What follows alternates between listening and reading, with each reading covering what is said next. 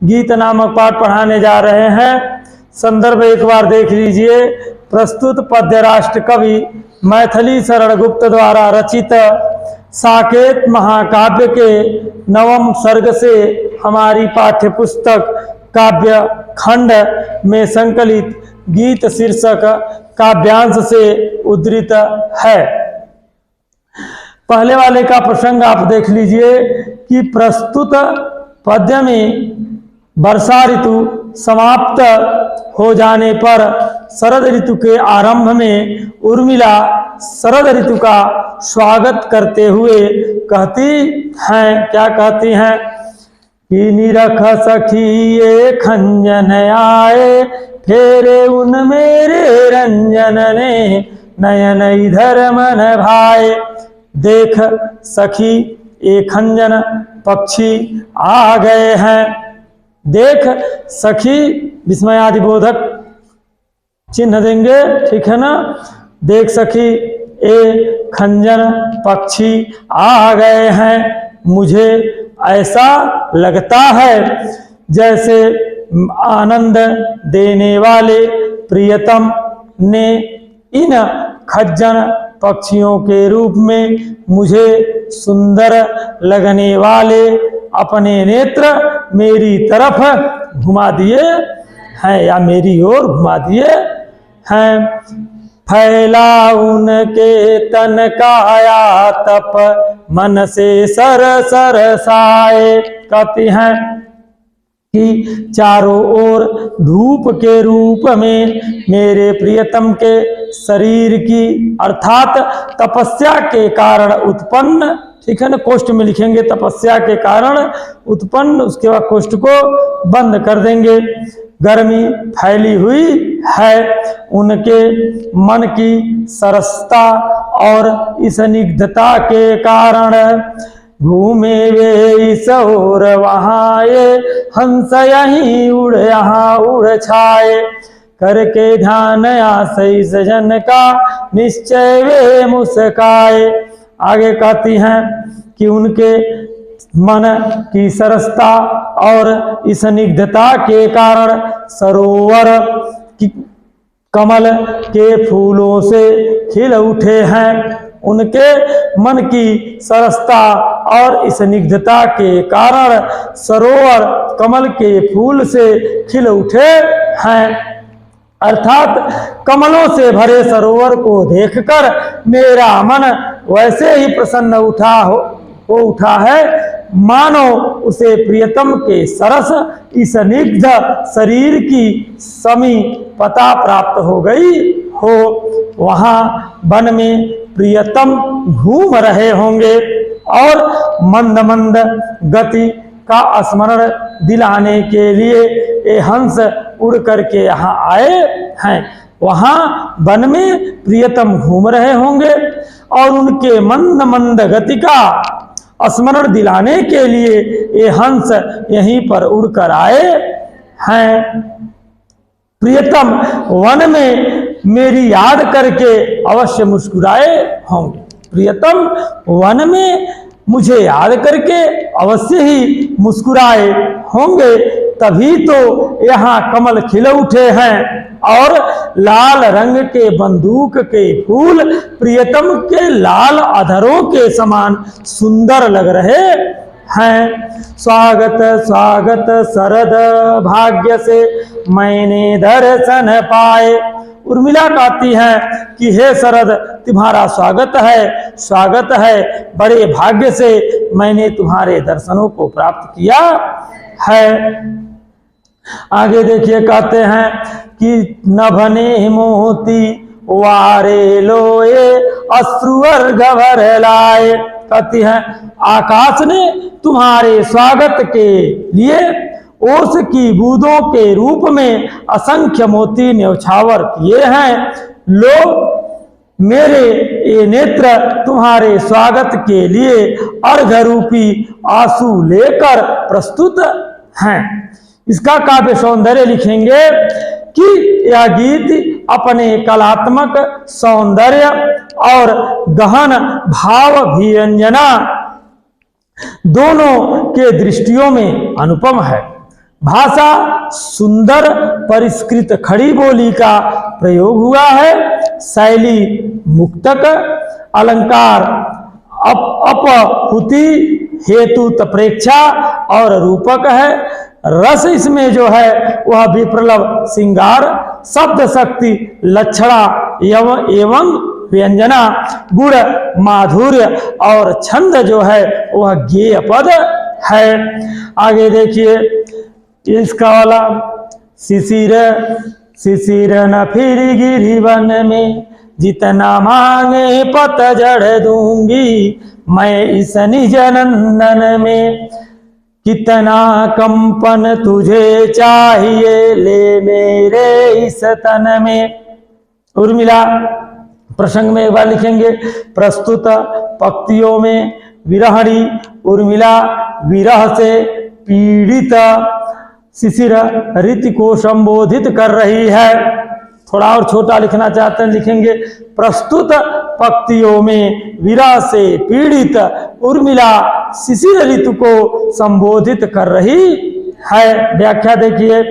शिशिर नगी फिर गिरिवन में, जितना मांगे पतझड़ दूंगी मैं इस निज नंदन में। उर्मिला शिशिर ऋतु से प्रार्थना करते हुए कहती है कि हे शिशिर ऋतु, तू पर्वतों और वनों में मत घूम। लिखेंगे कि उर्मिला शिशिर ऋतु से प्रार्थना करते हुए कहती है कि हे शिशिर, संबोधनात्मक चिन्ह रहेगा, ठीक है ना। तू पर्वतों और वनों में मत घूम, जितना मांगी पतझड़ दूंगी मैं इस निज नंदन में। तू जितना भी पतझड़ चाहे, अर्थात जितने पत्ते चाहे वे सारे मैं तुझे अपने नंदन वन के समान इस शरीर से दे दूंगी। तुझे जितना भी पत्ता चाहिए वह पूरा पत्ता मैं तुझे अपने इस नंदन वन के समान इस शरीर से दे दूंगी। फिर कहती हैं, अरे कितना कंपन तुझे चाहिए ले मेरे इस तन से। आगे कहती हैं, हे शिशिर, यदि तुझे कपाना अच्छा लगता है तो तुझे जितनी भी कंपन चाहिए वह मेरे इस शरीर से ले ले। हे शिशिर, यदि तुझे कपाना अच्छा लगता है तो तुझे जितनी भी कंपन चाहिए वह मेरे इस शरीर से ले ले। फिर कहती हैं, सखी कह रही पांडुरता का क्या अभाव आनन में। फिर कहती है कि लिखेंगे, उर्मिला कहती है कि हे शिशिर, यदि तुझे पीलापन अधिक पसंद है तो तू उसे मेरे मुख से ले ले, क्योंकि मेरी सखी कह रही थी कि मेरे मुख पर पीलेपन की कोई कमी नहीं है। उर्मिला कहती हैं कि हे शिशिर, यदि तुझे पीलापन अधिक पसंद है तो उसे तू मेरे मुख से ले ले, क्योंकि मेरी सखी कह रही थी कि मेरे मुख पर पीलेपन की कोई कमी नहीं है। आगे देखिए, वीर जमा दे नयन नीर यदि तू मानस भाजन में।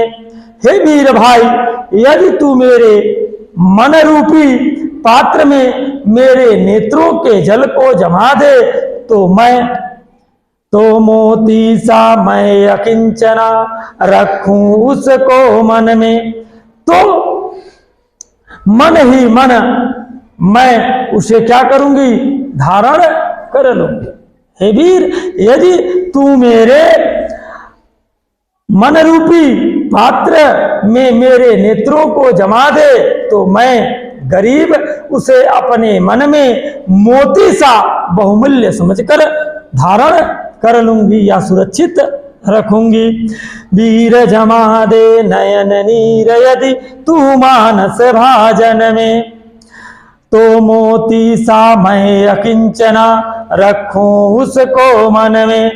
हे वीर भाई, यदि तू मेरे मन रूपी पात्र में मेरे नेत्रों के जल को जमा दे तो मैं गरीब उसे अपने मन में मोती सा बहुमूल्य समझकर सुरक्षित रखूंगी।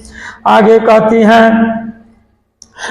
अरे हंसी गई तो भी हंसी गई रो भी न सकूं मैं अपने इस जीवन में। आगे उर्मिला अपने विरह को व्यक्त करते हुए कहती है कि मेरा हंसना तो चला गया। हंसना क्यों चला गया? क्योंकि मेरे प्रिय कहाँ चले गए? वन को चले गए। तो प्रिय के वन पर चले जाने के कारण मेरा हंसना चला गया और मैं उनके विरह में पीड़ित हो रही हूं। तो मेरा हंसना तो चला गया और यदि रोना भी बंद हो जाए, अर्थात किसी व्यक्ति का रोना और हंसना दोनों बंद हो जाए, ठीक है ना, तो यह संभव नहीं है कि वह जीवन जी सके। ठीक, तो बिरहड़ी उर्मिला कह रही है कि यदि मेरा रोना और हंसना दोनों चला जाए तो फिर मैं कैसे जीवित रह सकूंगी। अर्थात ऐसी स्थिति में फिर क्या हलचल शेष रह जाएगी। तो उत्कंठा है देखूं फिर क्या हो भाव भुवन में। कहती हैं कि ऐसी संसार में फिर क्या हलचल शेष रह जाएगी, अर्थात फिर मेरे हृदय में कौन से भाव उत्पन्न हो पाएंगे। इसका काव्य सौंदर्य आप देखिए कि उपयुक्त छंद विरहणी उर्मिला के मानसिक और शारीरिक विषाद का संपूर्ण और हृदयाग्राही चित्र प्रस्तुत करता है। दूसरे पॉइंट में लिखेंगे, इस छंद में विरह से व्यथित उर्मिला पर शिशिर कालीन पतझड़ का रूपक पूर्णतः घटित हो जाता है। लिखेंगे तीसरा, अनुभवों का चमत्कार दर्शनीय है। अनुभवों का चमत्कार दर्शनीय है। भाषा शुद्ध परिष्कृत, खड़ी बोली, शैली मुक्तक, अलंकार मानवीयकरण और रूपक काव्यलिंगी तथा अनुप्रास है। रस विप्रलभ श्रृंगार, शब्द शक्ति, लक्षणा एवं व्यंजना, गुण माधुर्य और छंद जो है वह गेय पद है। अब यह देखिए, मुझे फूल मत मारो, ठीक है ना, लिखती हैं कि मुझे फूल मत मारो, मैं अबला बाला वियोगिनी, कुछ तो दया विचारो। संदर्भ आपका वही रहेगा। प्रसंग में लिखेंगे, वसंत ऋतु का सुहावना समय है। वसंत ऋतु का सुहावना समय है, अर्थात शिशिर की समाप्ति हो रही है और वसंत का आरंभ हो रहा है। तो वसंत ऋतु का सुहावना समय है। चारों ओर खिले हुए फूल अपने रंग रूप से अपूर्व मादकता बिखेर रहे हैं। चारों तरफ खिले हुए जो सुंदर सुंदर पुष्प हैं वे सभी जो हैं वो अपने अपूर्व सुंदरता के कारण प्रत्येक स्थान पर मादकता को बिखेरने का कार्य कर रहे हैं। परंतु विरहणी उर्मिला को वसंत ऋतु का विकास और फूलों का रंग रूप कष्टकारी प्रतीत हो रहा है। वसंत ऋतु एक ऐसी ऋतु है जिसे 6 ऋतुओं का राजा कहा जाता है। 6 ऋतुएं जाड़ा, गर्मी, बरसात, शिशिर, हेमंत और वसंत। वर्षा ऋतु को ऋतुओं की जननी कहा जाता है और वसंत ऋतु को ऋतुओं का राजा कहा जाता है। वसंत ऋतु का समय प्रत्येक युवान के लिए, प्रत्येक युवती के लिए और संसार के प्रत्येक प्राणीजन के लिए एक सुखमयकारी और मादकता भरा समय होता है। इस ऋतु के आरंभ काल से लेकर के अंत काल का समय बहुत ही सुहावना होता है। गुलाबी मौसम होता है, न ज्यादा गर्मी न ज्यादा ठंड, ठीक है ना। और बरसात संभव नहीं है कि हो, वो तो प्रकृति है, कभी कभार हो ही जाती है बरसात, लेकिन अधिकतर बरसात होने की संभावना कम होती है, ठीक है ना। तो ऐसे में बड़ा ही मंगलकारी और सुखमयकारी यह ऋतु होती है। इस ऋतु के आरंभ काल से चारों तरफ पेड़ पौधे, जड़ी बूटियां, लताएं सब नौ पल्लव से पल्लवित होती हैं। आम्र के वृक्षों पर, जिसको मौर कहते हैं ना, वह मौर दिखना आरंभ हो जाता है। सुंदर सुंदर पुष्प चारों तरफ दिखाई देते हैं। अर्थात वसंत ऋतु के आरंभ काल से और उसके अंत काल तक का जो समय होता है, इस समय प्रकृति की एक अलग ही छटा देखने को मिलती है, ठीक है ना। तो ऐसे उत्तम प्रकार की छटा को जब हम अपने नेत्रों के माध्यम से देखते हैं तो हमारे अंदर उत्साहपूर्ण भाव व अन्य भाव भी व्याप्त होते हैं। और जाहिर सी बात है कि जब हर तरफ सुखमयकारी वातावरण होगा तो मादकता का आना तो एक स्वाभाविक होता है ना, एक स्वाभाविक बात है कि मादकता छा जाएगी। तो प्रसंग एक बार थोड़ा सा और देख लीजिए कि वसंत ऋतु का सुहावना समय है, चारों ओर खिले हुए फूल अपने रंग रूप से अपूर्व मादकता बिखेर रहे हैं। परंतु विरहणी उर्मिला को वसंत ऋतु का विकास और फूलों का रंग रूप कष्टकारी प्रतीत हो रहा है। अब व्याख्या देखिए। मुझे फूल मत मारो, मैं अबला बाला वियोगिनी, कुछ तो दया विचारो। उर्मिला काम व्यथित होने पर कामदेव से प्रार्थना कर रही हैं, ठीक है ना।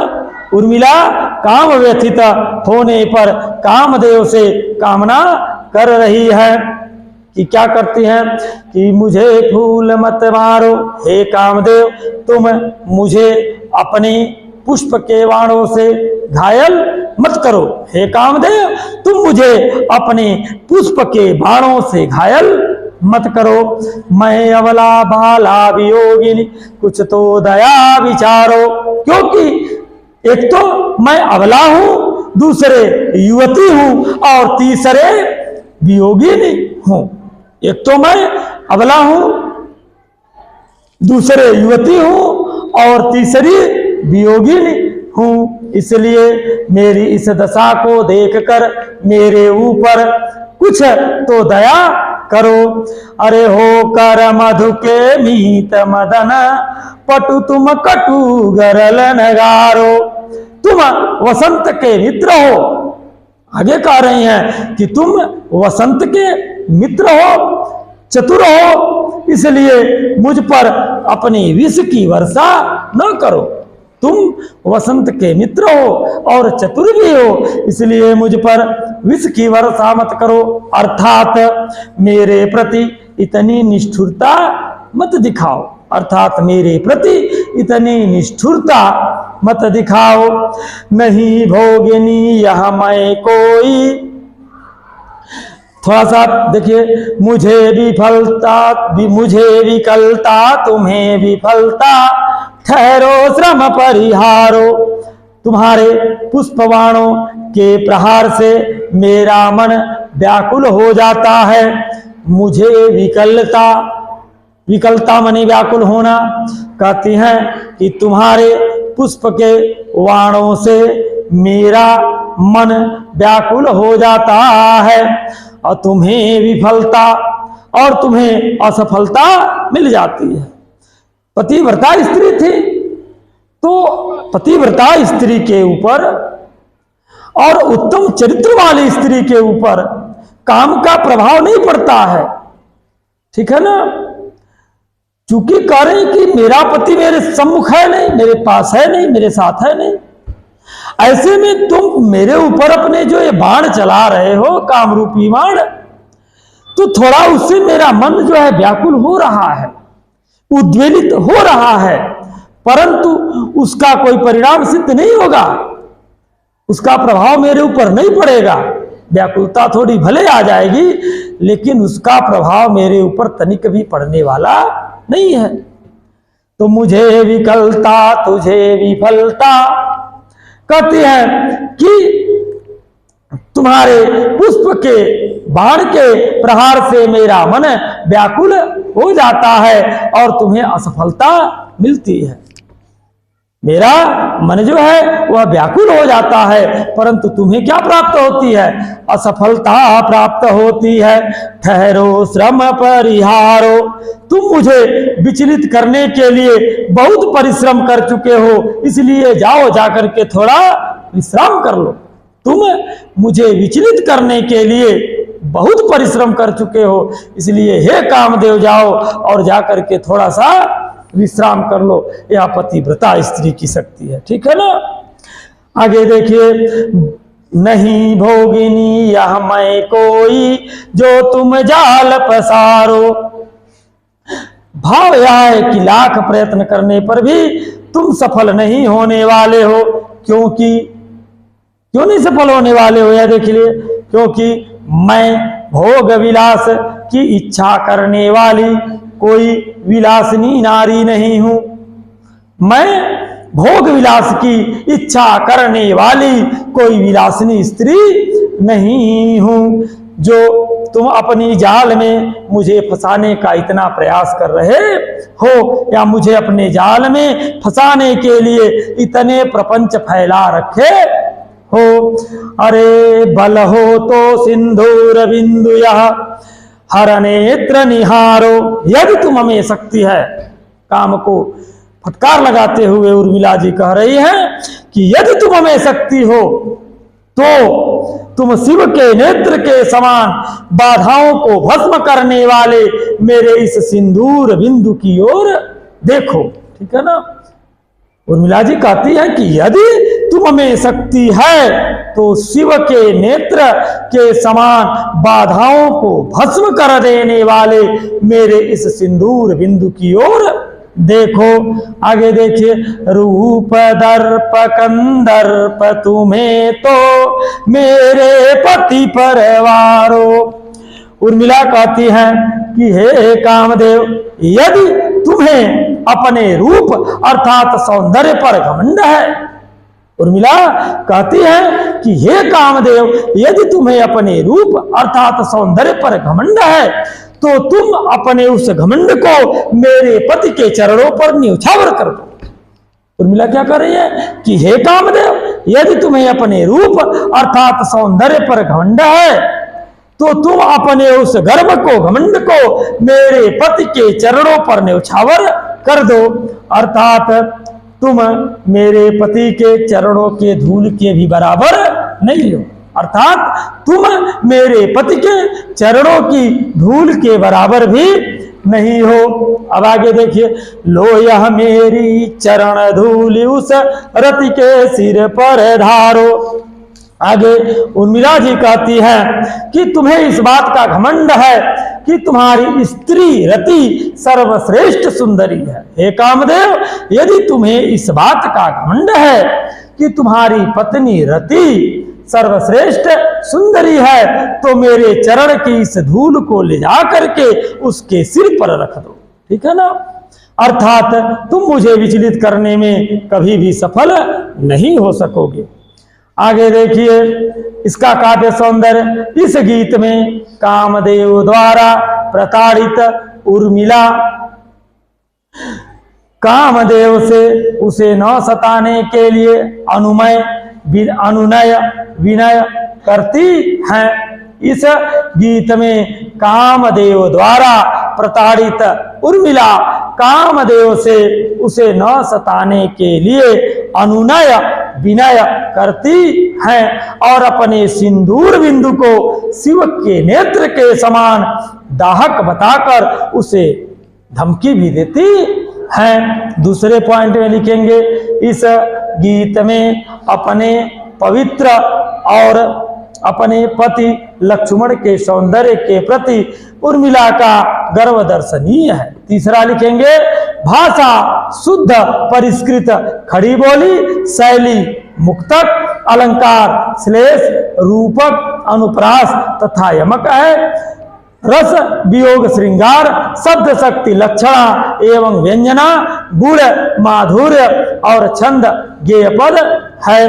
अब अंतिम वाला देखिए, यही आता है इस मन में, यही आता है इस मन में, छोड़ धाम धन जाकर मैं भी रहूं उसी वन में, प्रिय के व्रत में विघ्न डालूं रहूं निकट भी दूर, व्यथा रहे पर साथ ही समाधान भरपूर। आगे देखिए संदर्भ आपका वही रहेगा। इसका प्रसंग देखिए क्या लिखेंगे कि उर्मिला को अपने विरह, उर्मिला को अपने प्रिय का विरह असहाय कर रहा है। ठीक है ना, उर्मिला को अपने प्रिय का विरह असहाय कर रहा है। वह उनकी समीपता पाने के लिए अत्यधिक व्याकुल है, वह उनकी समीपता पाने के लिए अत्यधिक व्याकुल है।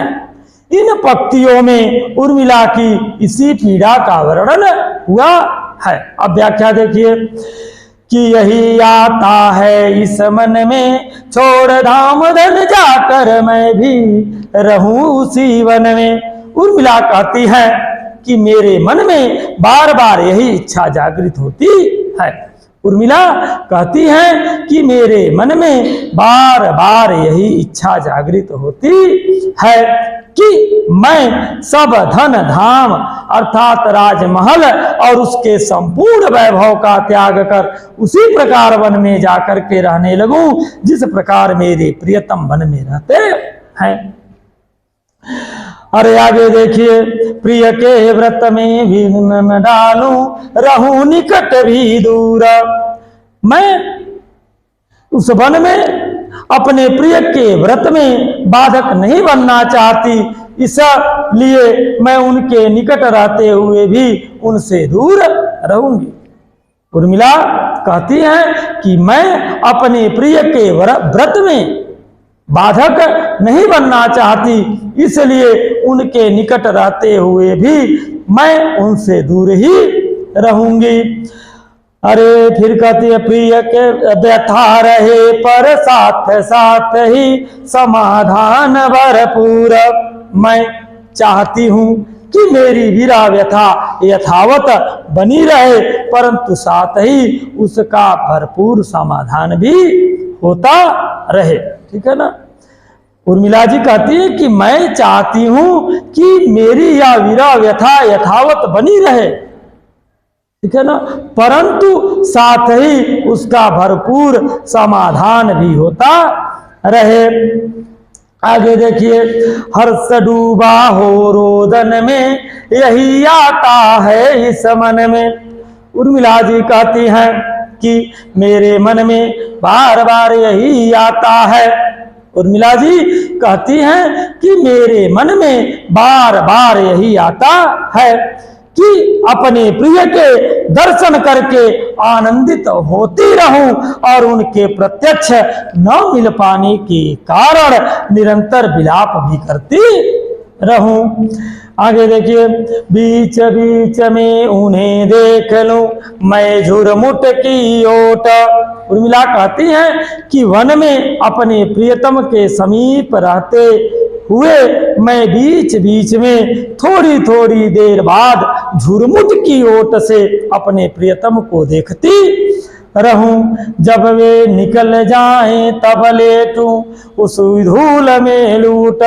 इस प्रकार मेरे प्रियतम निरंतर अपनी साधना में लगे रहे और मेरी उपस्थिति उनके साधन में बाधक न बने तथा अपनी पीड़ा व्यथा की स्थिति से व्यथित उर्मिला कहती है कि मेरे मन में बार बार यही आता है कि जब वे उस स्थान से चले जाएं तो उनके चरण रज की धूल में मैं क्या करूं, लौट लूं, अर्थात मैं शयन करूं।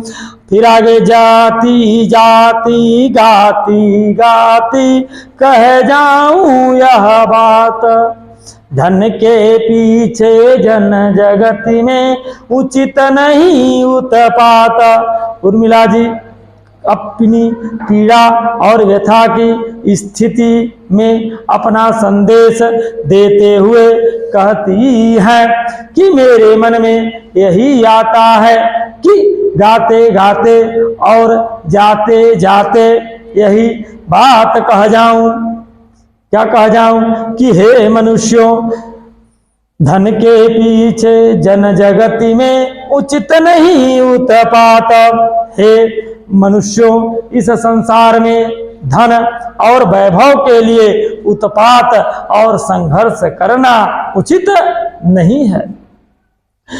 प्रेम की ही जय जीवन में यही आता है इस मन में। फिर कहते हैं कि इस जीवन में प्रेम की विजय हो, धन की नहीं। इस जीवन में प्रेम की विजय हो, धन की नहीं।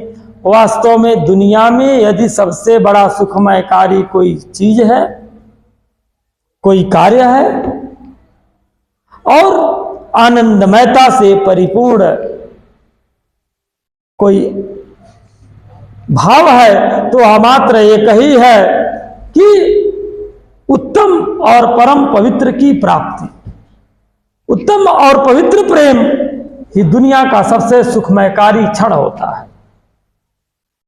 और महसूस करिए, जब एक बच्चा अपनी मां के गोद में सोया हुआ छोटा सा बच्चा दुग्धपान करते हुए अपने हाथों और पैरों को इधर उधर फेंकने का कार्य करता है, मां के साथ हंसने का कार्य करता है, वह समय कितना आनंदकारी होता है।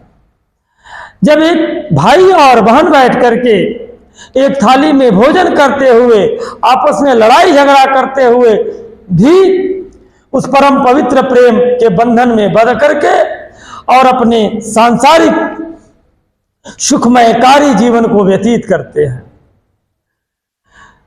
रक्षाबंधन के दिन एक बहन का अपने भाई के लिए बैठ करके इंतजार करना और भाई के आने पर उसके कलाइयों पर रक्षा सूत्र बांधना, यह कितना बड़ा भाई और बहन के पवित्र प्रेम का सुखमयकारी क्षण होता है। संसार में ऐसे सुखमयकारी क्षण की प्राप्ति बड़े सौभाग्य से प्राप्त होती है। उसके बाद पति पत्नी का परम पवित्र प्रेम, पत्नी का तब तक भोजन न करना, यह हमारे देश की परंपरा रही है।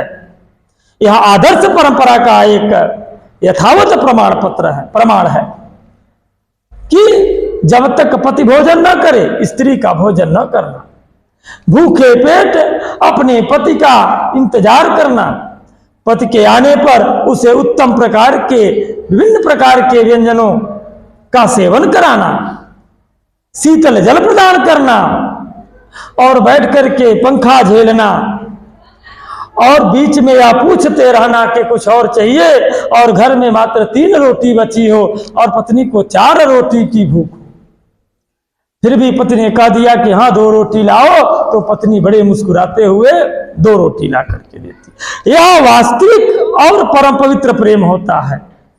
आज के जो ये प्रेम चल रहे हैं फिल्मी दुनिया वाले, यह प्रेम वास्तविक और पवित्र प्रेम नहीं होते हैं, यह कलंकित प्रेम होते हैं, क्योंकि यह दिखाने का प्रेम है, पर्दे पर दिखने वाला प्रेम है, वास्तविक प्रेम नहीं है। यह हमारे मन को उद्वेलित करने वाला प्रेम है, हमारे मन को शांत और परम पवित्रता देने वाला प्रेम नहीं है। इसलिए कभी भी फिल्मी दुनिया वाला या सीरियल वाले या तमाम अन्यत्र प्रकार के जो अनैतिक प्रेम हैं, यदि आप उसको सुनते हो या देखते हो तो कभी अपने मन में उन प्रेम को प्राप्त करने की इच्छा जागृत मत करिए। इसका काव्य सौंदर्य देख लीजिए कि प्रस्तुत पद्य में उर्मिला की अपने प्रिय से मिलने की तीव्र आकांक्षा व्यक्त हो रही है। भाषा भाव प्रधान, खड़ी बोली शैली गीत शैली, रस वियोग श्रृंगार, गुण माधुर्य छंद गेय पद, भाव साम्य उर्मिला आदर्श नारी का प्रतिनिधित्व कर रही है। That's all.